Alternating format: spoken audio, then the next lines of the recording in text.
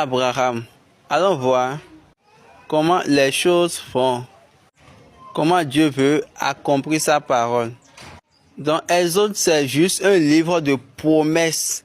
C'est juste un livre d'accomplissement des promesses de Dieu.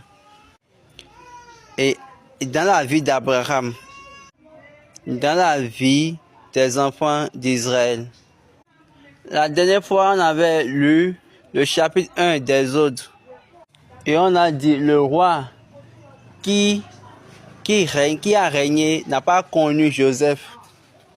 Et après, il a appelé ces personnes et il les a dit, regardez ces personnes, regardez comment elles augmentent. Parce que lui, il ne connaissait point Joseph.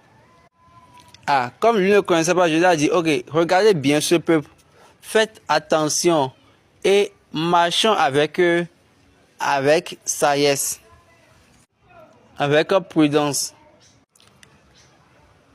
Donc pour ces raisons, on va maintenant les mettre sous la servitude. Ok. Il faut qu'ils cassent et il faut qu'ils construisent maintenant des maisons. Et ils vont quitter ce lieu. Donc après avoir pris cette décision, il a maintenant vu 3 sages-femmes. Et là, il les a donné une instruction en leur disant, vous devez tuer tout bébé garçon né des Juifs. Mais ces sages-femmes ont la crainte de l'Éternel. C'est ce que la Bible a dit. Les sages-femmes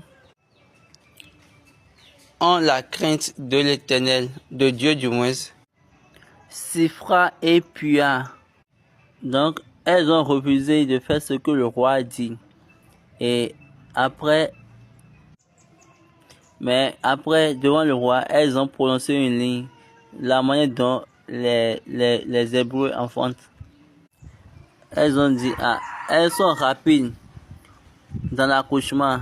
Avant que nous allons vers eux, elles enfantent déjà. Donc pour ces raisons, nous ne pouvons pas tuer les bébés.